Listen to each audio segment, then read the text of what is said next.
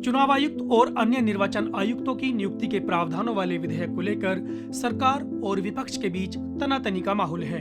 दरअसल केंद्र सरकार ने विशेष सत्र का एजेंडा जारी किया था, जिसमें 8 प्रमुख विषयों पर चर्चा होनी थी। मुख्य चुनाव आयुक्त और चुनाव आयुक्तों की नियुक्ति का बिल भी इन्हीं एजेंडों में से एक था।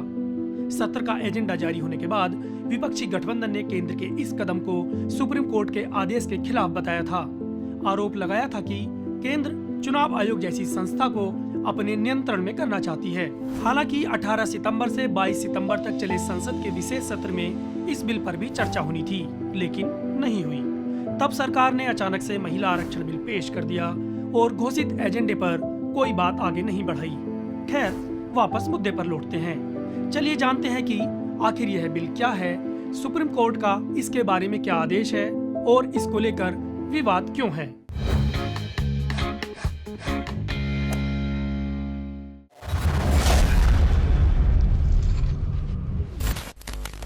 भारतीय संविधान के अनुच्छेद 324 में देश में चुनाव कराने के बारे में जानकारी दी गई है।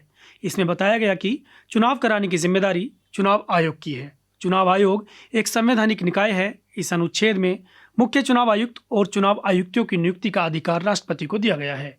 प्रधानमंत्री की सिफारिश पर राष्ट्रपति इनकी नियुक्ति करता है। हालांकि इनकी नियुक्ति के लिए कानून बनाने की बात कही गई है। चुनाव आयुक्त का कार्यकाल 6 वर्ष तक या 65 वर्ष तक की उम्र तक होता है, जो पहले हो। मान लीजिए अगर कोई व्यक्ति चुनाव आयुक्त बनता है तो उसका कार्यकाल 6 वर्ष का होगा, लेकिन अगर 6 वर्ष से पहले उसकी उम्र 65 हो जाती है तो उसे अपने पद से हटना होगा। अभी तक मुख्य चुनाव आयुक्त और चुनाव आयुक्तों का दर्जा सुप्रीम कोर्ट के जज के बराबर होता है। दर्जा ही नहीं बल्कि इनका वेतन भी समान होता है। मुख्य निर्वाचन आयुक्त को पद से हटाने के लिए संसद में महाअभियोग प्रस्ताव पास कराने का भी प्रावधान है। साल 2018 में सुप्रीम कोर्ट में चुनाव आयोग के कामकाज में पारदर्शिता को लेकर सुप्रीम कोर्ट के वकील और बीजेपी नेता अश्विनी उपाध्याय ने जनहित याचिका दायर की थी। इसमें सीईसी और ईसी की नियुक्ति के लिए कॉलेजियम सिस्टम की मांग की गई। बाद में इसके अलावा भी कई जनहित याचिकाएं दायर की गईं। 2021 में एसोसिएशन फॉर डेमोक्रेटिक रिफॉर्म नामक एक एनजीओ ने भी चुनाव आयोग की तटस्थता को बनाए रखने के लिए सुप्रीम कोर्ट में याचिका दायर की थी। इसमें चुनाव आयोग के सदस्यों के निष्पक्ष चयन के लिए स्वतंत्र कॉलेजियम की मांग की थी।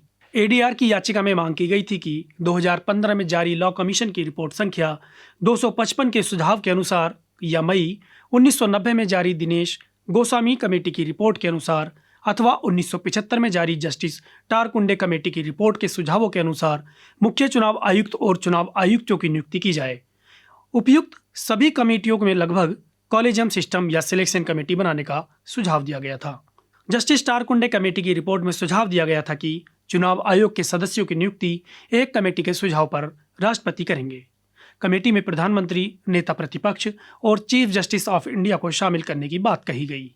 इसी तरह से अन्य कमेटियों में भी लगभग इसी तरह के सुझाव दिए गए। याचिका में कहा गया था कि चुनाव आयोग के सदस्यों के चयन के लिए केवल कार्यपालिका प्रतिभागी नहीं हो सकती, क्योंकि इससे सत्तारूढ़ दल को अपने पक्ष में काम करने वाले अधिकारियों की नियुक्ति करने का विशेषाधिकार मिल जाता है।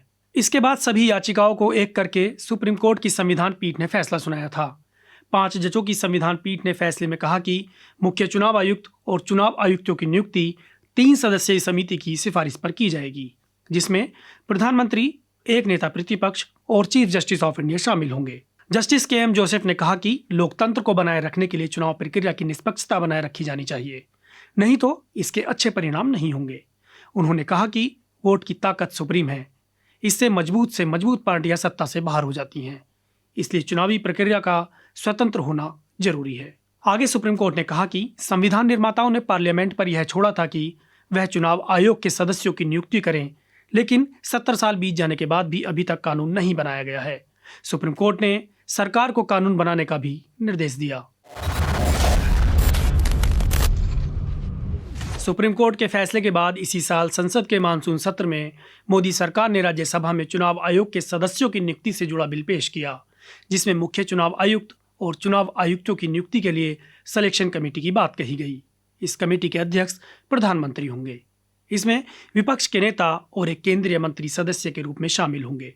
सुप्रीम कोर्ट के आदेश में सिलेक्शन कमेटी में चीफ जस्टिस ऑफ इंडिया को शामिल करने की बात थी, लेकिन केंद्र सरकार द्वारा पेश बिल में सीजेआई को शामिल नहीं किया गया। विपक्षी दलों ने केंद्र सरकार के इस कदम का कड़ा विरोध किया। विपक्षी दलों का कहना था कि केंद्र सरकार सुप्रीम कोर्ट के फैसले के खिलाफ काम कर रही है, जो संविधान पर चोट है।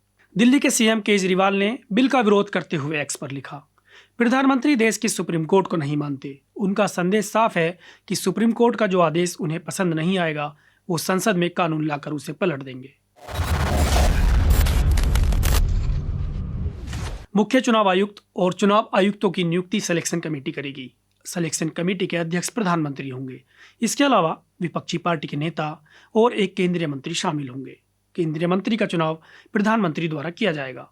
सिलेक्शन कमेटी की सिफारिश पर राष्ट्रपति चुनाव आयोग के सदस्यों की नियुक्ति करेंगे। सर्च कमेटी 5 लोगों का नाम सिलेक्शन कमेटी के पास भेजेगी। इस सर्च कमेटी के हेड कैबिनेट सेक्रेटरी होंगे और इसमें भारत सरकार के सेक्रेटरी रैंक के 2 सदस्य होंगे। केंद्र सरकार में सेक्रेटरी रैंक के अधिकारी मुख्य चुनाव आयुक्त और चुनाव आयुक्त के पद के लिए योग्य होंगे। बिल में कहा गया कि सीईसी और ईसी की सैलरी, अलाउंस और सर्विस कंडीशन कैबिनेट सेक्रेटरी के जैसा होगा। सीईसी और ईसी को हटाने के प्रावधान में बदलाव नहीं किया गया है। मुख्य चुनाव आयुक्त और चुनाव आयुक्त कैबिनेट सचिव के समान होंगे। हालांकि दर्जा बदलने के बावजूद चुनाव अधिकारियों का वेतन पहले के जितना ही रहेगा। राज्यसभा सांसद मनोज झा ने विधेयक पर सवाल उठाते हुए कहा, अगर ये बिल पास होता है तो हम आने वाले वर्षों में पढ़ा करेंगे इस देश में एक लोकतंत्र हुआ करता था। Once upon a time there was democracy in India. Past tense में पढ़ेंगे। कहां रही स्वायत्ता? वैसे ही इलेक्शन कमीशन के कारनामे चिंता का विषय। उसके बाद तो शिकायत के लिए भी नहीं जा पाएंगे उनके पास। टीएमसी सांसद डेरेक ओब्रायन ने कहा, एक तरफ संसद के विशेष सत्र में भाषण देकर पार्लियामेंट्री डेमोक्रेसी का जश्न मना रहे हैं, वहीं दूसरी तरफ एक बिल लाया जा रहा है जो पूर्णतः एंटी डेमोक्रेटिक है, क्योंकि बीजेपी को पता है कि वो 2024 में लोकसभा चुनाव में हारने वाली है। पूर्व मुख्य चुनाव आयुक्त एसवाई कुरैशी ने कहा, डिसएग्री तो नहीं करेंगे, जो पीएम कहेंगे वो उनके मंत्री कहेंगे, तो लीडर ऑफ ऑपोजिशन तो माइनॉरिटी हो गए। आज ही हम बैठे बैठे कह दें कि कोई भी कोलिजियम का फैसला न्यूट्रल फैसला नहीं होगा, मेजॉरिटी से 2-1 से होगा, तो ये इस कोलिजियम की क्या वैल्यू रह गई। इस पूरे मुद्दे पर पूर्व मुख्य चुनाव आयुक्त एन गोपालास्वामी न्यूज लॉन्ड्री से बात करते हुए क्या कहते हैं, यह भी सुन लीजिए। 8 भूतपूर्व मुख्य चुनाव आयुक्तों ने, मैं भी उसमें था 8 में, हमने माननीय प्रधानमंत्री को कागज लिखा कि ये इक्वलेंस था, सुप्रीम कोर्ट जज का दर्जा दिया गया, सुप्रीम कोर्ट जज का दर्जा दिया गया था, उसको कम करके उसको कैबिनेट सेक्रेटरी का दर्जा इस बिल में उसका प्रावधान बताया गया है। वैसा न करें, इतनी हमारी बात थी। कुल मिलाकर इस विधेयक के पास होने के बाद मुख्य चुनाव आयुक्त और अन्य चुनाव आयुक्त सर्वोच्च श्रेणी के हिसाब से देखा जाए तो राज्य मंत्री से भी नीचे होंगे, यानी चुनाव आयुक्तों को सिर्फ नौकरशाह के बराबर ही माना जाएगा। इससे चुनाव आयोग की स्वायत्तता और निष्पक्षता भी प्रभावित होने की पूरी संभावना है। पत्रकारिता का नासूर बन चुके विज्ञापन के मॉडल को खारिज करके खबरों की इस दुनिया को बदलिए, ताकि पत्रकारिता आपके लिए जवाबदेह बने। newslaundry.com/subscription पर क्लिक कीजिए और अपने मन मुताबिक पेमेंट का विकल्प चुनिए, क्योंकि हमारे सब्सक्राइबर्स का नारा है, मेरे खर्च पर आजाद हैं खबरें।